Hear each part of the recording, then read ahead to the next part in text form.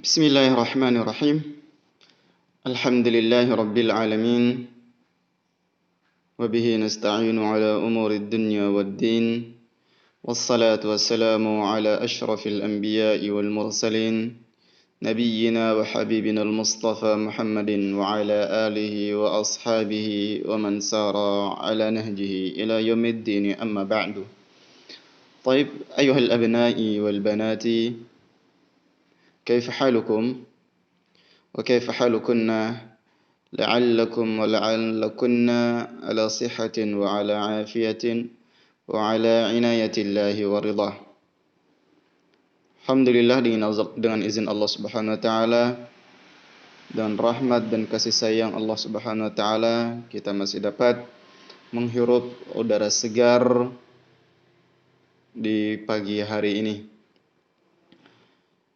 Dan semoga Allah Subhanahu wa taala memberkahi segala bentuk aktivitas dan hidup kita. Insyaallah ta'ala, kali ini kita akan melanjutkan pembelajaran PAI, yang mana sebelumnya kita membahas tentang al-amal. Dan kali ini kita masih menyambungkan sedikit tentang amal. Anak-anakku semuanya, termasuk amal adalah itu meninggalkan hal-hal yang haram, makruh, dan juga sia-sia. Di antaranya, kita meninggalkan keyakinan yang haram. Seperti apa keyakinan yang haram itu? Kita ketahui, meyakini, mengimani adalah termasuk amalan. Karena amalan dibagi bertiga, amalan hati, amalan lisan, dan amalan anggota badan. Keyakinan adalah termasuk amal. Nah, meyakini suatu hal yang haram adalah tidak diperbolehkan atau wajib untuk kita menolaki suatu hal yang haram. Contoh, kita meyakini syaitan dapat mengetahui alam gaib, dan juga jin atau orang-orang yang bekerja sama dengan jin. Seperti banyak di Indonesia ini ada disebut dengan orang pintar, tapi sebenarnya bukan pintar. Ada juga ramal, dukun, dan yang semisalnya. Mereka-mereka yang bekerja sama dengan jin, tidak boleh kita keyakini ilmu mereka. Haram bagi seorang muslim. Bahkan jika kita meyakini hal tersebut, Allah Subhanahu wa taala ancam untuk tidak diterima salat kita selama 40 malam 40 hari. Sia-sia kita salat. Tidak diterima oleh Allah Subhanahu wa taala.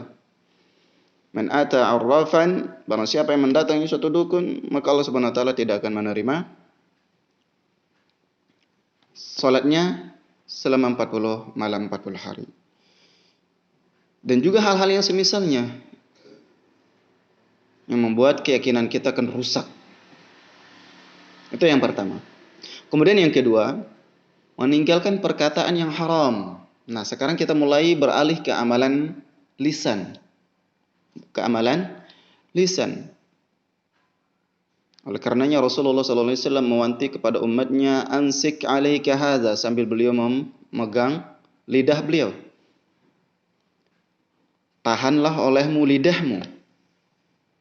Dalam hadis lain Rasulullah SAW bersabda, man kana yu'minu billahi wal yaumil akhir falyukrim jar, falyakul khairan aw liyasmut. Barang siapa yang dia beriman kepada Allah Subhanahu wa taala dan hari akhir, maka hendaknya dia berkata baik, atau hendaknya dia diam jika tidak dapat berkata dengan baik.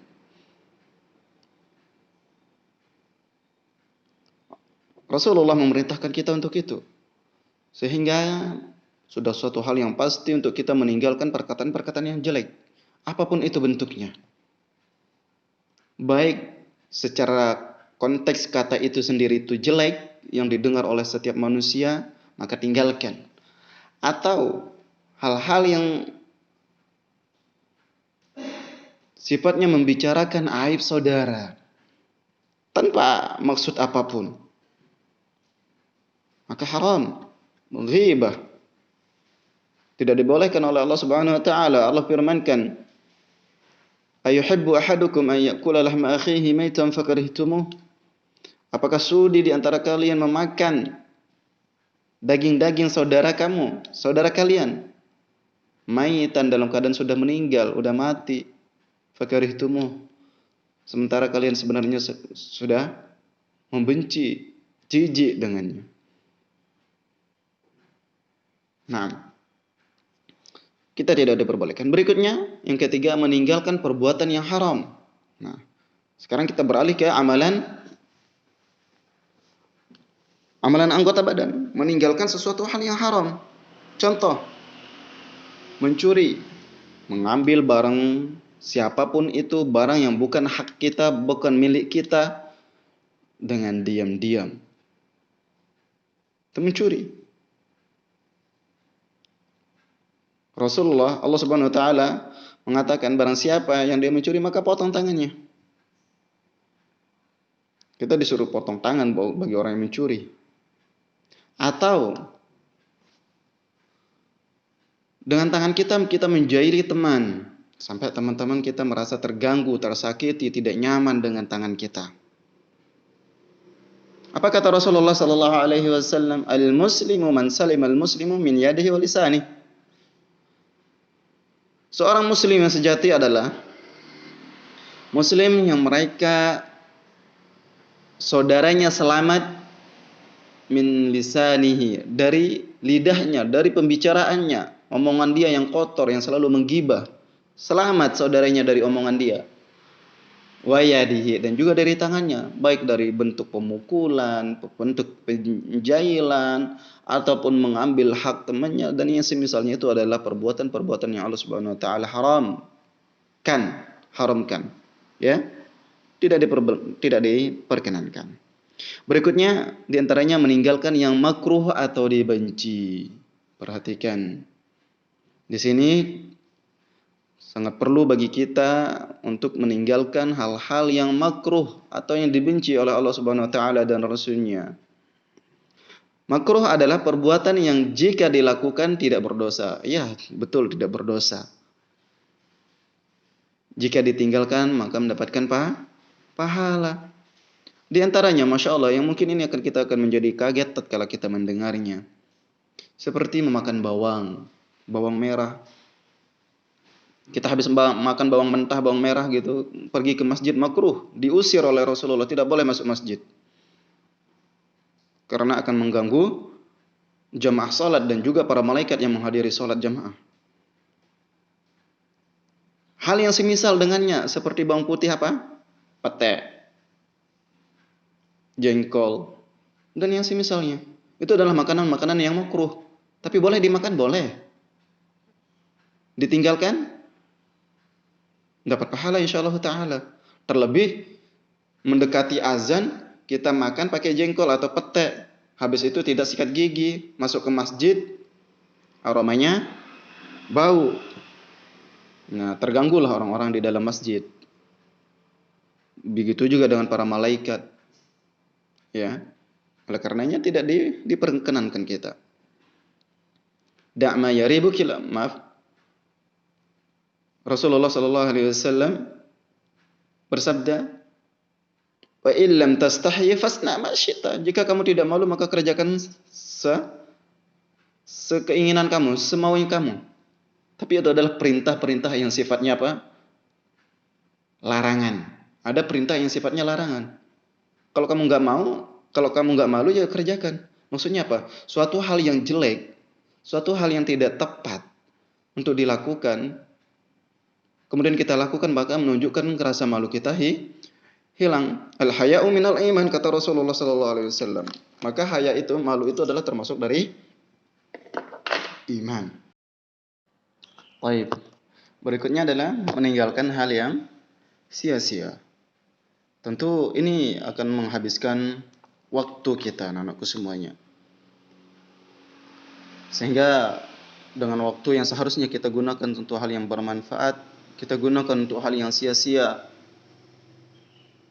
maka rugi kita sebagai seorang muslim. Oleh karenanya Rasulullah SAW sifatkan orang-orang seperti ini adalah orang yang tertipu. Rasulullah sabdakan, ni'matani maghbunin fihima katsirun minan nas. Dua nikmat yang mana manusia banyak tertipu di dalamnya. Nikmatus sihat wal faragh, yaitu nikmatnya sehatnya jasmani dan luang waktu. Waktu luang. Seringkali kita gunakan hal-hal yang tidak bermanfaat. Oleh karenanya, gunakanlah waktu dan waktu sehat kita sebelum waktu itu akan menjadi sempit dan sehat kita sudah mulai memudar dan menjadi sakit-sakitan. Taib, ana rasa kita cukupkan sampai di sini terlebih dahulu. Tugas kalian adalah sebutkan contoh lain dari amalan-amalan yang tidak layak dan tidak pantas untuk dilakukan sebagai seorang muslim, baik itu amalan hati, lisan maupun badan, selain dari yang 5 tadi kita sebutkan. Berikutnya kita tutup dengan doa kafaratul majlis. Subhanakallahumma wa bihamdik, asyhadu an la ilaha illa anta, astaghfiruka wa atubu ilaik. Wassalamualaikum warahmatullahi wabarakatuh.